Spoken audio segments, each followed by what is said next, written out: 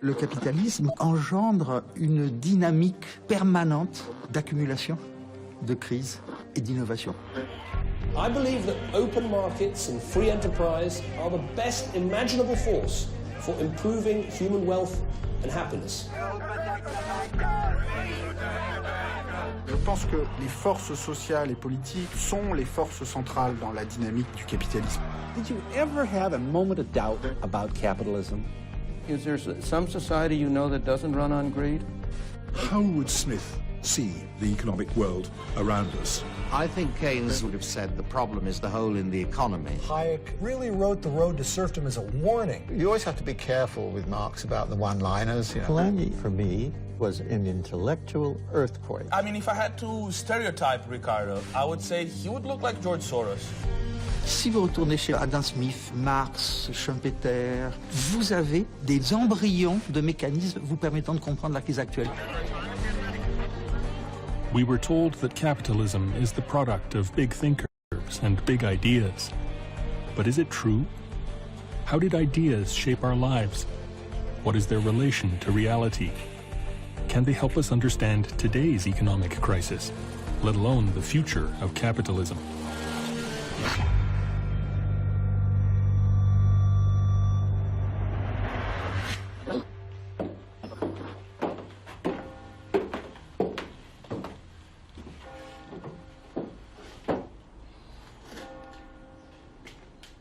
Smith moved to this house in 1778. That's 2 years after the publication of The Wealth of Nations. It's quite likely that this was the fireplace of the room in which Smith staged the most disastrous moment in his intellectual career.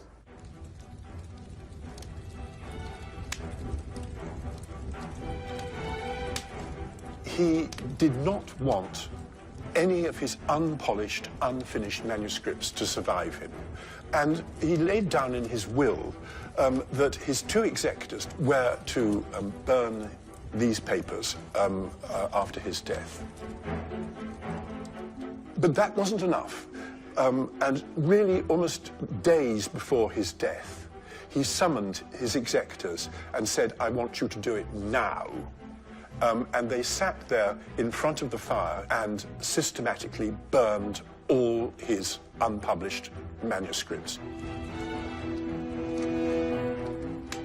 What has survived was simply 2 highly polished works, his great theory of moral sentiments and his even greater Wealth of Nations. The Wealth of Nations, which survived the fire, has been presented over the centuries as the founding book of the free market system.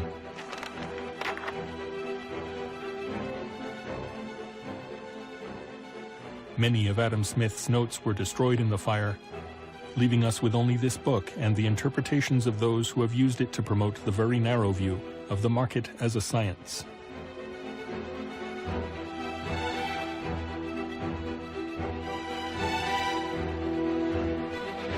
The history of The Wealth of Nations as a book is actually quite interesting.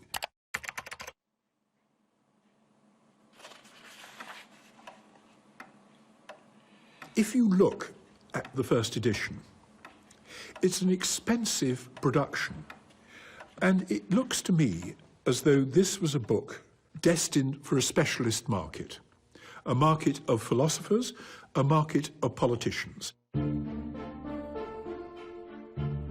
But what's interesting is by the time you get to the latter part of Smith's life, to the edition of 1784, it's now become a cheap edition.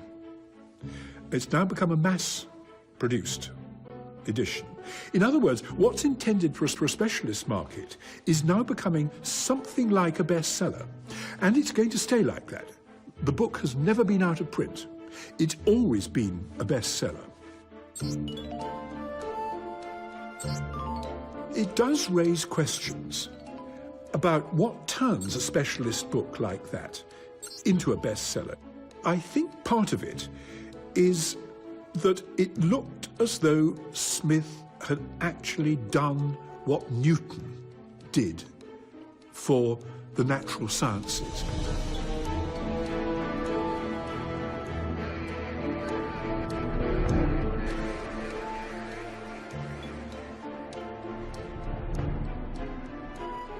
That he had actually discovered a principle, a law of movement, a law of motion.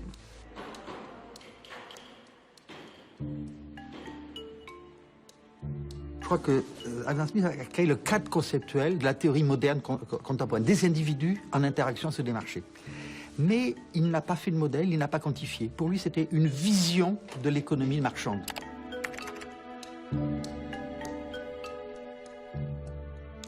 La révolution est arrivée au milieu du XIXe siècle, lorsque les économistes ont pris les outils de la physique newtonienne pour l'appliquer à l'économie. Au point que là, l'illusion a été de trouver l'équivalent des lois physiques pour l'économie.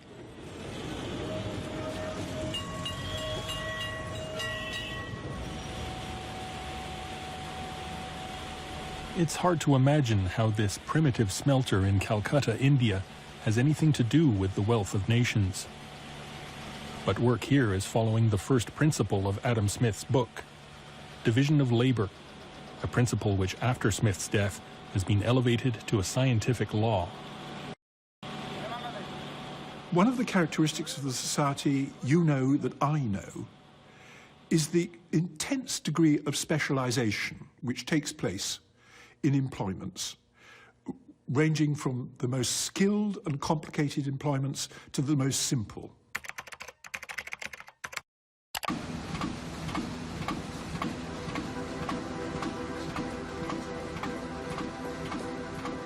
To take an example, the trade of a pin maker could perhaps, with his utmost industry, make 1 pin a day.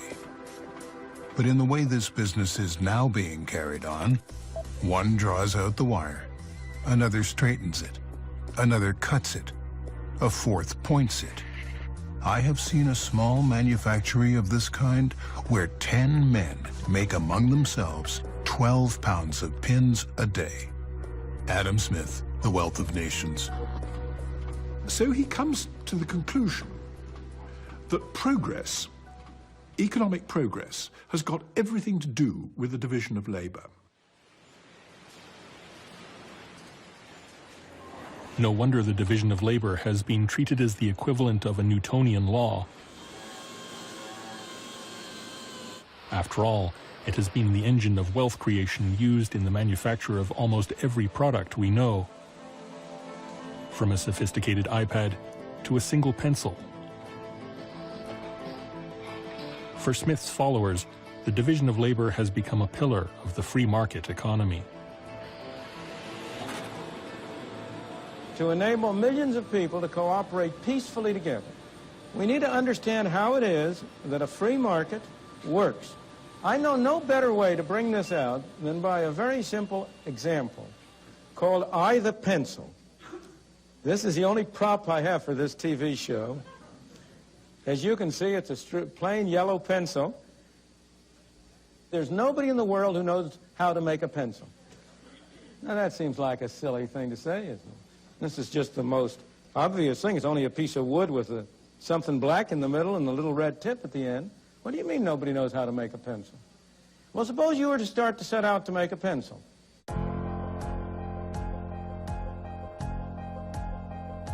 First of all, you have to get some wood, don't you? Where do you get the wood? You have to go to the Pacific Northwest, probably, and cut down some trees. How do you cut down some trees? You have to have some saws to cut it with. Where do you get the saws? You have to have some steel. Where do you get the steel? You have to have a steel mill.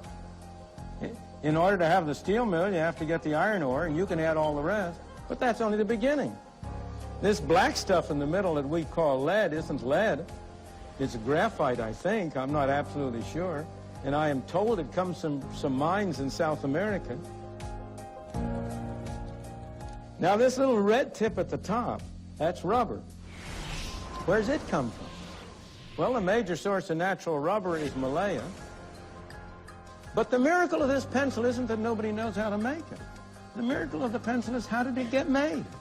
What is it that has enabled this little elementary transaction to take place. Now, how is that brought about?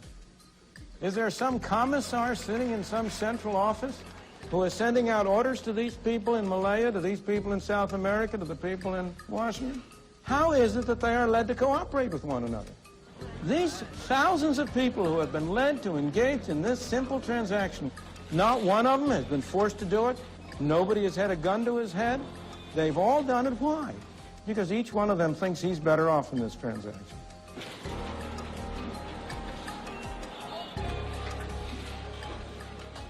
En fait, le mot liberté joue un rôle énorme dans la diffusion du libéralisme, puisque l'idée intuitive est suivante: pourquoi enlever à quelqu'un le droit de transacter sur un marché? C'est un droit élémentaire, et pourquoi ça serait mauvais?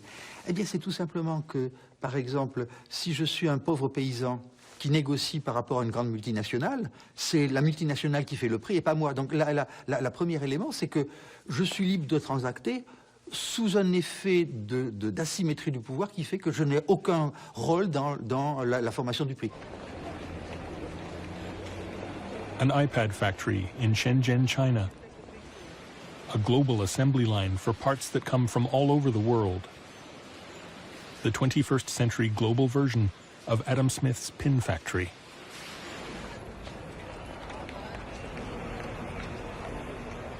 There are 250,000 workers in this factory, producing close to 10,000 iPads a day.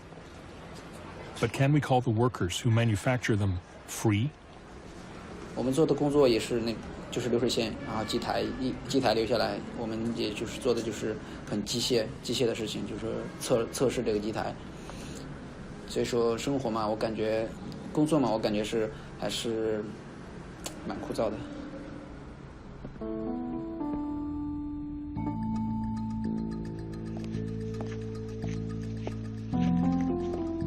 在富士康在这里面人员被高度的分化，就是说你同一个地方来的，就是说你在一个地方工作的话，也不可能住在一个地方。这边的人，城市里的人都是被高度分化的。用我们经常说的一句话就是“离家的孩子像根草”。So this is the moral dilemma at the heart of the wealth of nations. The economic logic of division of labor versus the human cost to achieve it. But was Adam Smith blind to this dilemma? Adam Smith is very rarely read.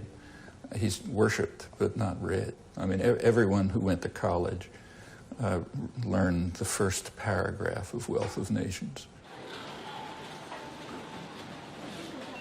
The greatest improvements in the productive power of labor and the greater part of the skill, dexterity, and judgment seem to have been the effects for the division of labor. Adam Smith, The Wealth of Nations. Not very many people got to page, whatever it is, page 400, in which he points out that division of labor is monstrous.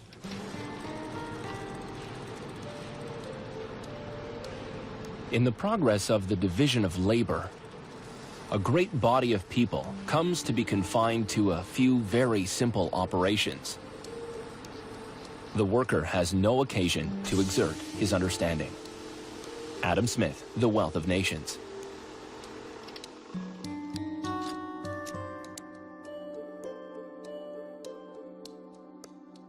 It turns people into creatures as stupid and ignorant as a person can possibly be. It's a person who just becomes a machine.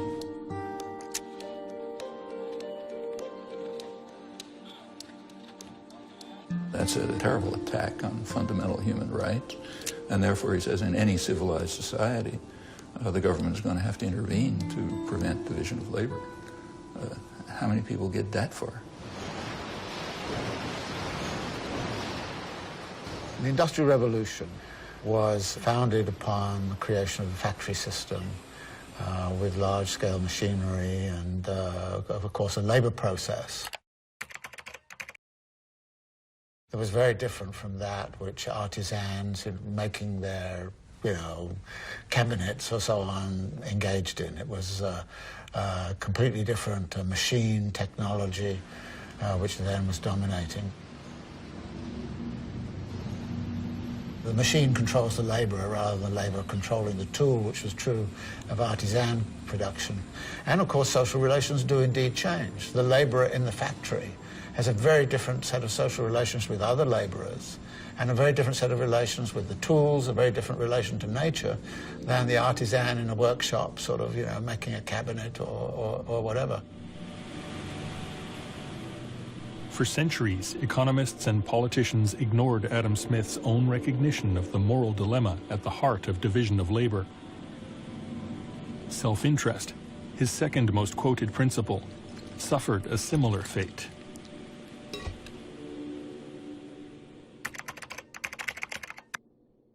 Please welcome the Nobel laureate in economics, Milton Friedman, right?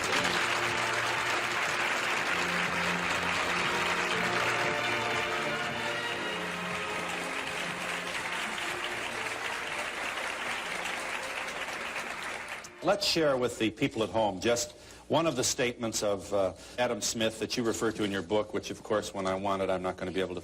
oh, it's on page 2. All right, thank you. By pursuing his own interest, that is to say, his meaning the person engaged in free enterprise, Adam Smith says, he frequently promotes that of the society more effectively than when he really intends to promote it.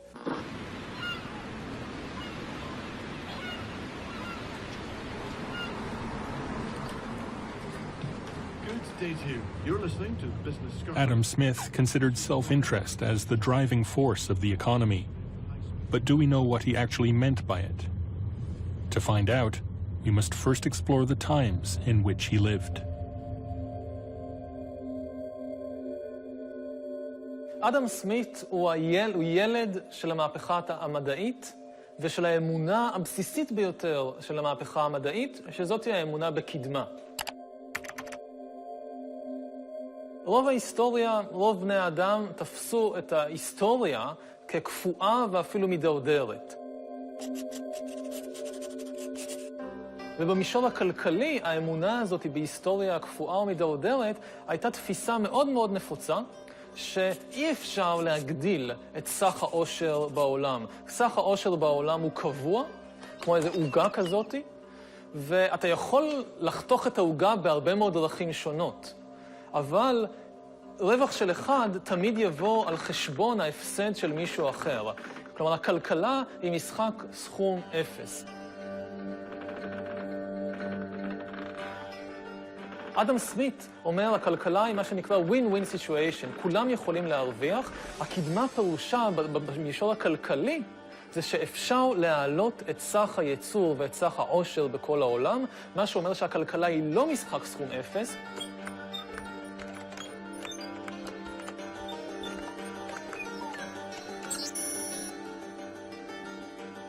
וזה הבסיס באמת אולי לרעיון, שהוא לא רק רעיון כלכלי, אלא רעיון מוסרי, החשוב ביותר של אדם סמית, שאגואיזם זה אלטרואיזם.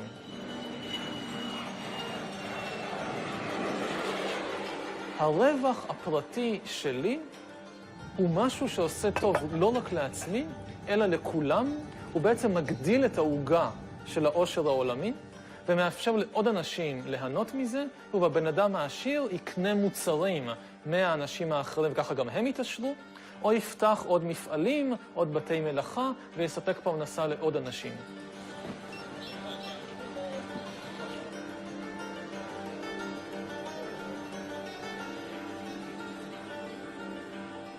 Adam Smith had this famous passage in his Wealth of Nations.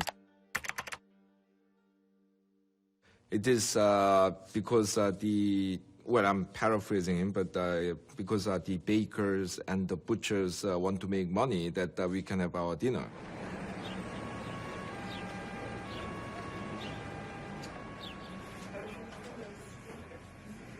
He started all this myth about selfish individual, self-seeking being the predominant and almost exclusive human motivation. Now, one has to grant that Adam Smith was actually a bit more sophisticated than his followers.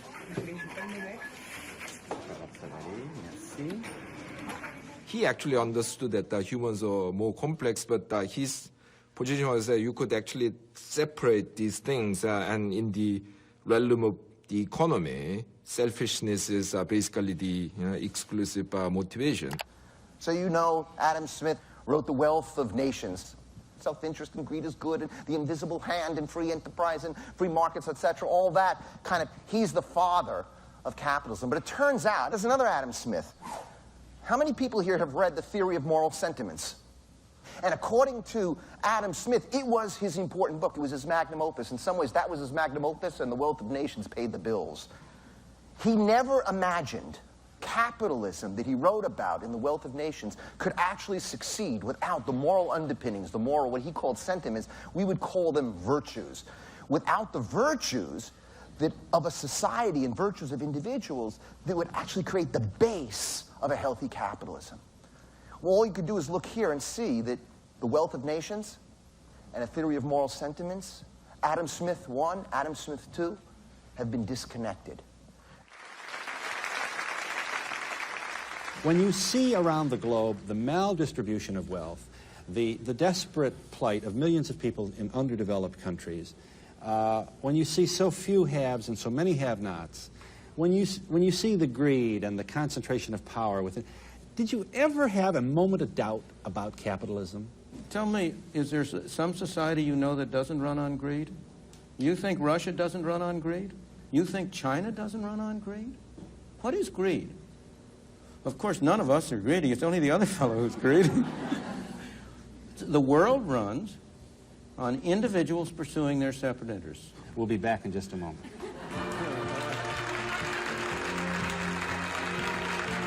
Of course, we are all, to an extent, selfish. Some people more, some people less. But we also have many other motivations. I mean, we have solidarity, we have loyalty, we have sympathy. I mean, all these motivations are real. And we really, need to design a system that exploits all these complex human motivations. Because if you begin to assume that everyone is selfish, everyone's only out to promote his or her own self-interest, and then you have to suspect everyone, you have to monitor everyone all the time, and the system will actually grind to a halt. The great achievements of civilization have not come from government bureaus. Einstein didn't construct his theory under order from a bureaucrat. Henry Ford didn't revolutionize the automobile industry that way.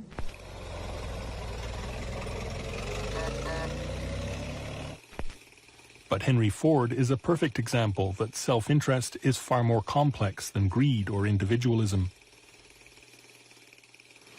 In 1914, he single-handedly almost doubled the salaries of his workers and reduced their working hours from 9 to 8 hours a day.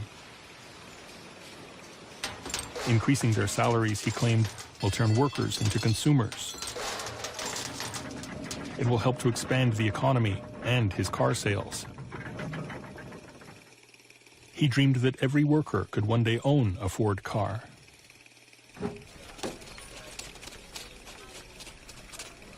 Non-selfish motivations are important. Then, good managers know it. I mean, they'll talk about persuading people, connecting to people, providing a vision, creating the esprit de corps,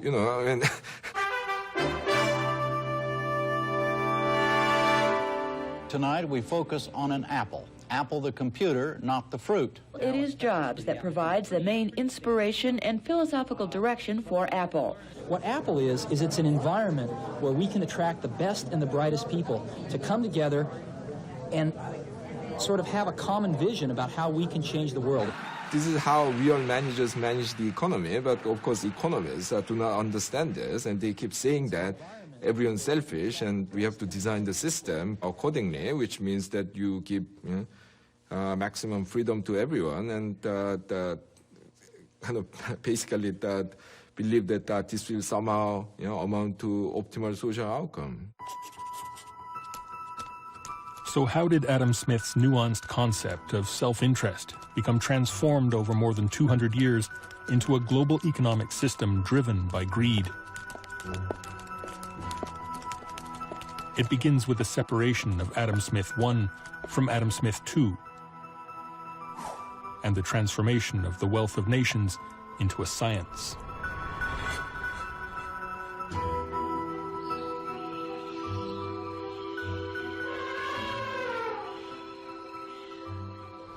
The doctrine of self-interest was the economic equivalent to the law of gravity. It ensured equilibrium.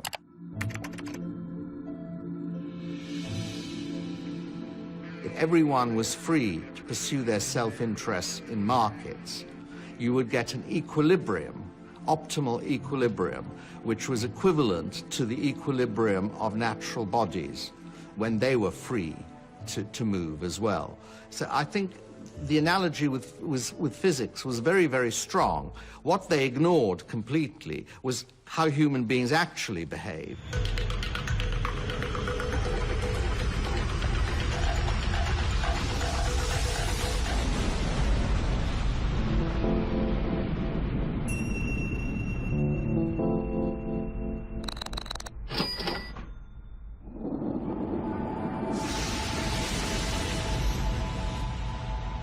Sociology and psychology have been very well aware that a lot of behavior is what economists would call irrational.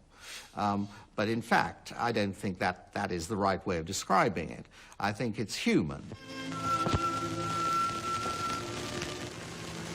University of Michigan Television presents an interview with Ayn Rand, noted American novelist, author of The Fountainhead and Atlas Shrugged, and philosopher spokesman for America's new intellectuals. Self-interest had been enshrined as a law of physics in the 19th century. In the first part of the 20th century, it evolved in the US into a moral philosophy. I'm challenging the moral code of altruism, the precept that man's moral duty is to live for others, that in fact makes man a sacrificial animal.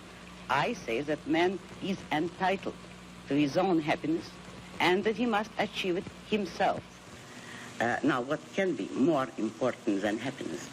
But happiness does not mean simply momentary pleasures or any kind of mindless self-indulgence.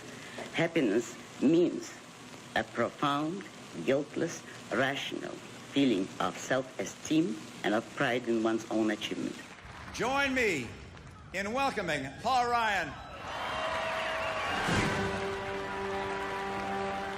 In the 21st century, Ayn Rand's philosophy of self-interest became part of a political campaign. I grew up reading Ayn Rand, and it taught me quite a bit about who I am and what my value systems are and what my beliefs are. The issue that is under assault, the attack on democratic capitalism, on individualism and freedom in America, is an attack on the moral foundation of America. And Ayn Rand, more than anyone else, did a fantastic job of explaining the morality of capitalism, the morality of individualism. Our rights come from nature and God, not from government. This kind of approach has been so destructive, especially in the last 20, 30 years. We have come to almost glorify self-interest. I mean, we have come to believe that all the other motivations, all the other emotions, all the other moral values, they are somehow secondary. They are somehow for stupid people. They are somehow for kind of lower beings.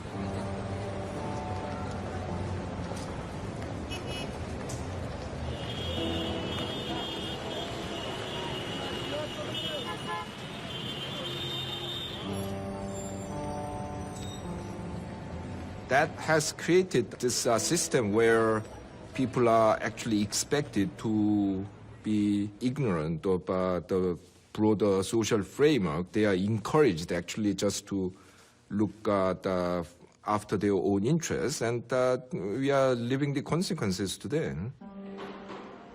There are two words which over the centuries immortalized Adam Smith and the wealth of nations. They've become shorthand for global economic activities, transforming self-interest into a magical mechanism. an engine for a global economic system.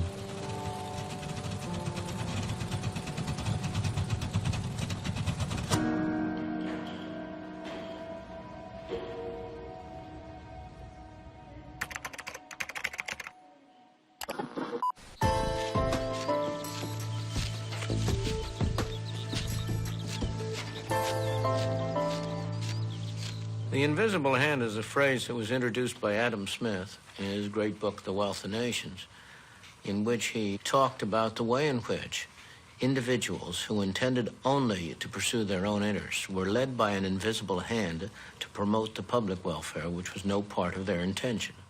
60-second adventures in economics. Number 1, the invisible hand. An economy is a tricky thing to control, and governments are always trying to figure out how to do it. Back in 1776, economist Adam Smith shocked everyone by saying that what governments should actually do is just leave people alone to buy and sell freely among themselves. He suggested that if they just leave self-interested traders to compete with one another, markets are guided to positive outcomes as if by an invisible hand. If someone The invisible hand has long been a staple of any economics course. or offer something better. Le paradoxe, c'est que ce seul mot a été dupliqué comme le fondement de l'économie de marché. C'est un succès incroyable. Vous avez des dizaines de milliers de mots dans l'ouvrage de Adam Smith, et c'est la main invisible, cité une seule fois. Yet Adam Smith never wrote it in this context. Adam Smith was concerned that if there was free movement of capital and free import of goods, he said England will suffer because British capitalists will invest abroad and they'll import from abroad, and that'll harm the English economy.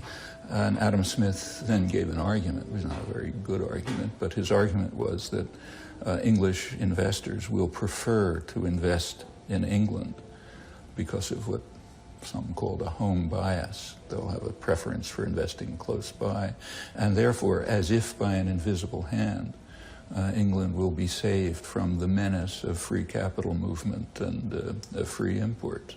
That's invisible hand.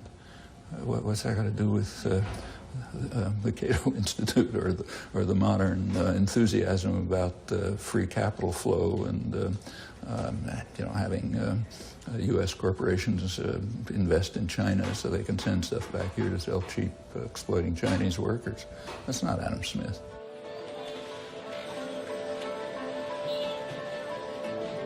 La main invisible est apparue comme la façon de lutter définitivement contre la mainmise de l'État sur la vie économique pour mieux se libérer du féodalisme. Vous voyez, le succès instantané. Et de nos jours, on a remobilisé les années 50 pour essayer de tuer l'état du bien-être, la fiscalité progressive, et dire il faut laisser les agents s'auto-organiser. Mais vous voyez, c'est une réinvention d'une tradition. Cette tradition n'a pas joué un rôle actif tout au long du XIXe siècle. C'est une réinvention moderne à des fins d'action sur la politique économique contemporaine. Committee will please come to order. Today is our fourth hearing into the ongoing financial crisis. In 2009, in the wake of the financial collapse, Alan Greenspan, the former head of America's central bank, the Federal Reserve Board, was invited back to Washington as the man who, more than others, promoted deregulation in the name of the invisible hand. Today in this hearing, Dr. Greenspan, I want to start with you. You have been a staunch advocate for letting markets regulate themselves. And my question for you is simple. Were you wrong?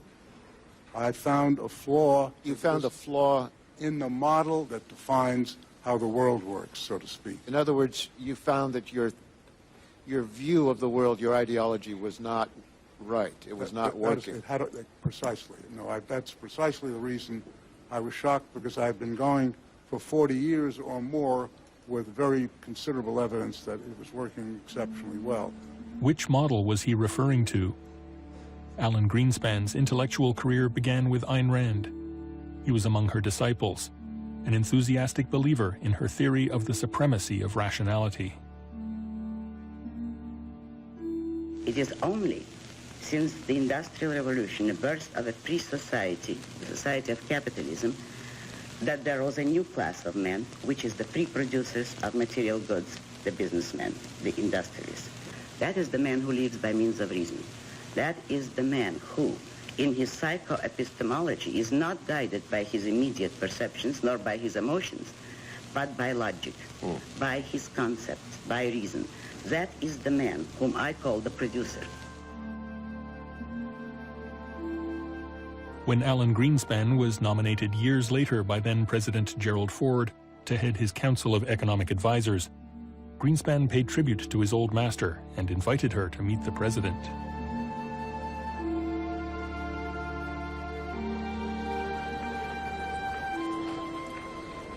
Three years before the financial meltdown, Alan Greenspan visited Kirkcaldy, Adam Smith's birthplace, in commemoration of the great thinker.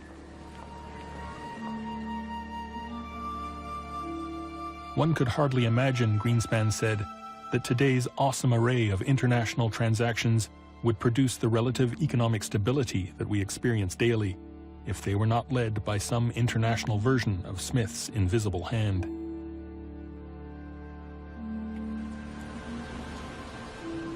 In recent decades, a vast risk management and pricing system has evolved, combining the best insights of mathematicians and finance experts. The whole intellectual edifice, however, collapsed in the summer of last year. And so, with magical and mystical words like invisible hand, words which were taken out of context, the intellectual structure of free market was created.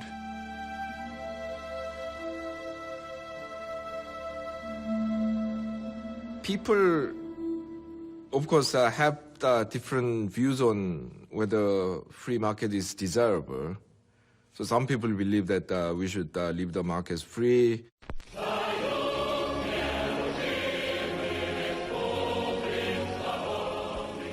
Other people say the free markets are not very good. We have to intervene in it to ensure social justice and equity and so on. But most people would actually accept that there is such thing as a free market. I mean, you may or may not like the free market, but you will know it when you see it. But that's the biggest myth about capitalism, because my question is, what do you actually mean by the free market? And then to illustrate this point, I bring in the example of child labor.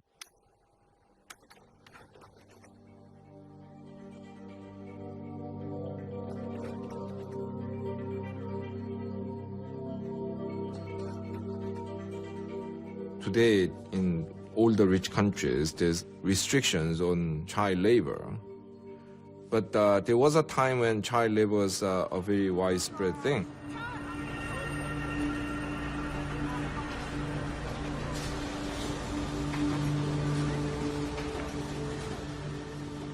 Famous author Daniel Defoe in the 1720s famously praised certain regions of England that were producing textile for being able to offer employment to children from the age of 4 or 5 and allowing them to make a living.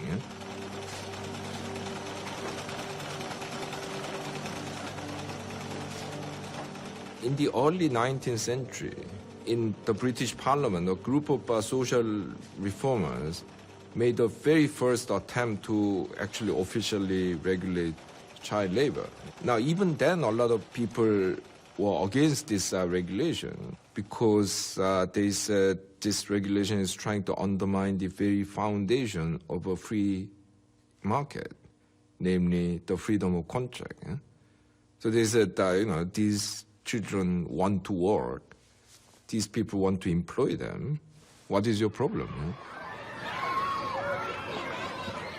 Now, today, a lot of people will find this argument absurd because people accept that there are certain contracts that society should override in the interest of general welfare. So the example of child labor beautifully illustrates how markets are essentially a political construct.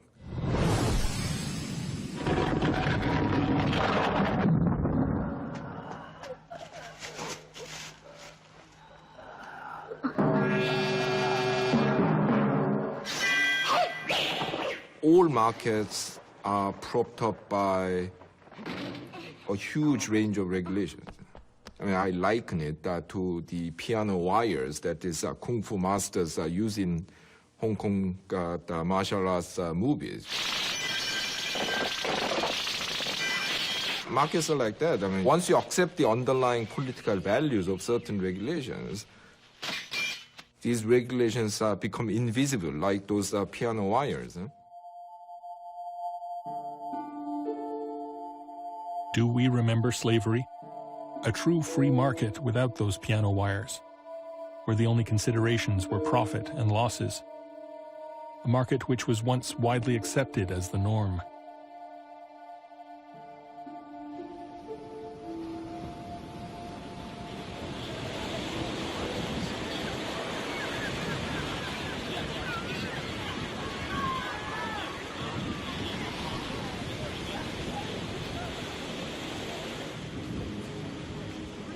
One of the first to identify the intellectual foundations on which slavery was built, the ability to separate economic logic from social and human reality, was a contemporary of Adam Smith, a former slave, and a philosopher too.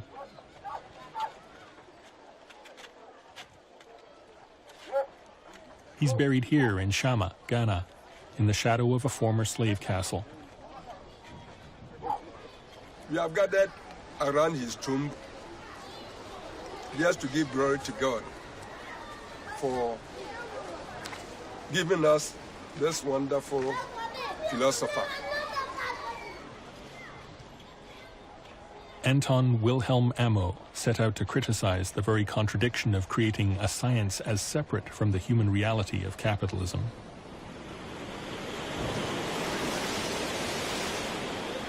Amo's journey began, as do those of so many before him, on a slave ship out of Africa. Among the enslaved who came in, among the people who were being made into commodities, were people who were from some of the courts.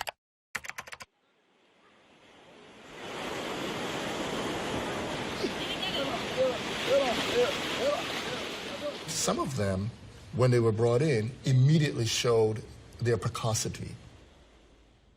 Amo was brought as a blackamoor to Holland. He was manumitted, and he was educated and adopted within the aristocracy. He was educated to the point where he achieved 2 doctorates, a doctorate in law and a doctorate in philosophy. And he taught in the German university system.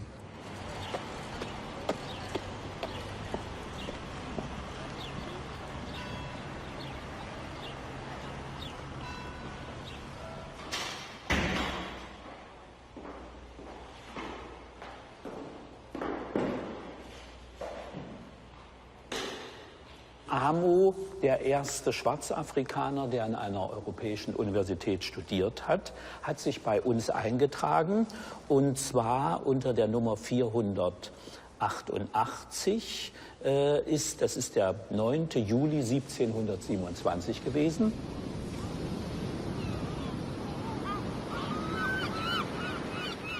Amo was brought to Europe as a child by the Dutch East India Company and was given as a present to a German duke. The liberal duke freed him and provided him with a free education. The thing that begins to emerge when these commodities begin to speak is they began to articulate the double standards and some of the problems in the processes of rationalization that were going on in modern capitalism. I am apt to suspect the Negroes to be naturally inferior to the whites. Such a uniform and constant difference could not happen if nature had not made an original distinction between these breeds of men. David Hume, philosopher, Adam Smith's intellectual partner. With Amo, you have first the question of the anthropological rationalization.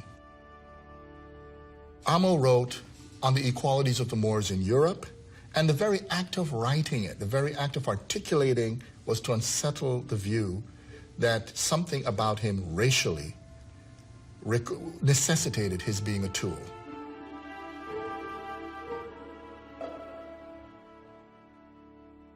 As we know, René Descartes, the famous French philosopher, articulated reality as being dual, having mind and body. Well, Amo basically said that if mind were really separated from body, mind couldn't feel anything.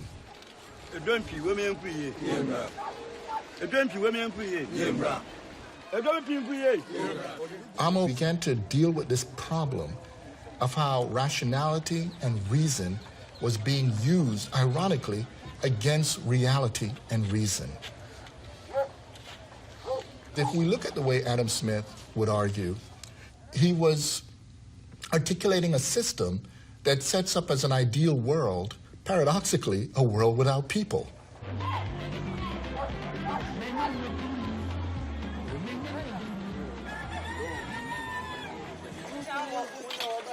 People tend to want to be free, people tend to have values, people tend to be not as neatly predictable.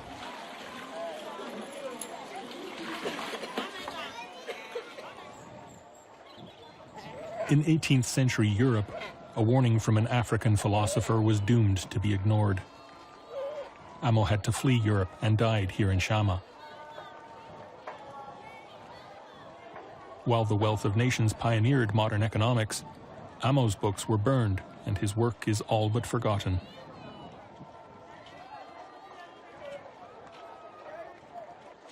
Je crois qu'Adam Smith commence à raisonner, comme va le faire l'économie après lui, sur un monde en partie virtuel, en partie déconnecté de tous ces éléments de violence.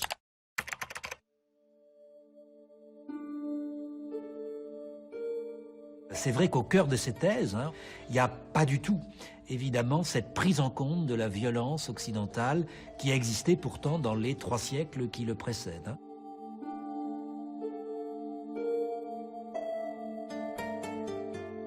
כמו שבאמת בתקופה של סמית עצמו, אז הקפיטליזם חשף את הפנים המכוערות שלו דרך סחר העבדים, שהונע מחוסר אכפתיות כלפי העבדים, וההתייחסות לסחר העבדים ולכל העבודה של העבדים במשקפיים כלכליות טהורות. מספרים, רווח, הפסד, לא מעניין אותי שום דבר אחר, אז ככה התייחסו לבני אדם. אז היום כבר אין עבדות של בני אדם, אנחנו רואים בדיוק את אותה תופעה, את אותו תהליך, קורה עם היחס לבעלי חיים. The footage you're about to see was recorded with a hidden camera at Highline Hatchery in Iowa, the world's largest hatchery for egg-laying breed chicks. Nothing in The Wealth of Nations condones slavery, and of course it has nothing to do with the meat industry of today. Yet this is how Adam Smith's vision of the market evolved, once his followers regarded it as a science and divorced it from all social ties. These male chicks are killed by being dropped into a grinding machine while still alive.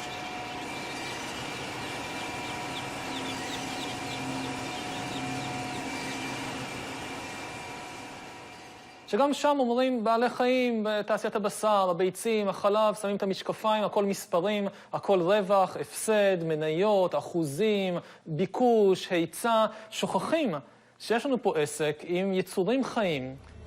Here a worker uses a hot cautery device to painfully burn off the calf's horns, a common dairy industry practice known as disbudding.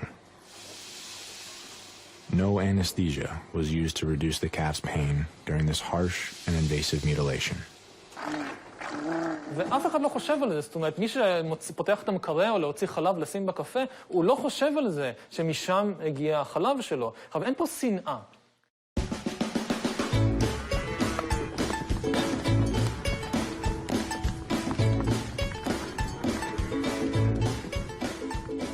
אף אחד לא שונא פרות. בדרך כלל הקרטון חלב יהיה מאותר בציורים של פרה מחייכת ושמחה. אנחנו רוצים שהפרה, לא רוצים שיהיה להם רע.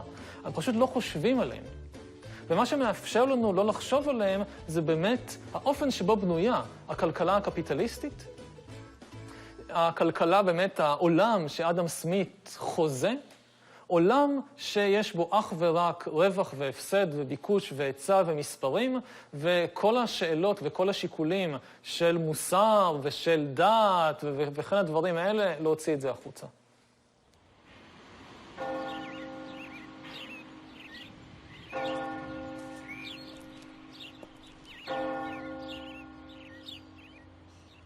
Smith was very skeptical about whether, in fact, a science of society or a science of economics was actually possible.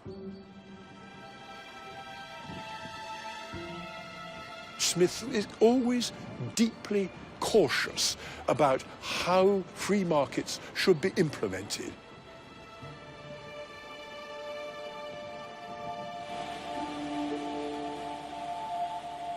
The questions which Smith thought were exceedingly difficult to address about social justice, about fairness, and about maintaining the fabric of society itself might actually be impossible to address. In the course of history, we have lost all that thinking about the political dimensions, the ethical dimensions of progress towards a full market economy.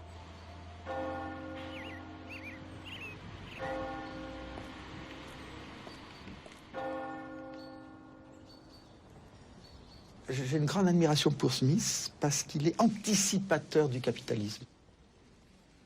Smith anticipe le caractère révolutionnaire de la division du travail qui va en proportion de la taille du marché. Et alors moi, j'ai toujours vu Smith comme ayant un siècle d'avance par rapport aux autres théoriciens, alors que tous les successeurs vont avoir quelques siècles, un demi-siècle de retard. Et pour aller jusqu'à la plaisanterie, la théorie néoclassique actuelle a un siècle de retard.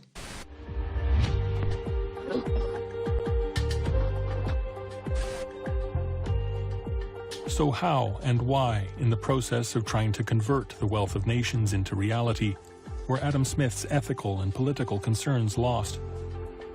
Greed won, and societies were restructured along the logic of the market.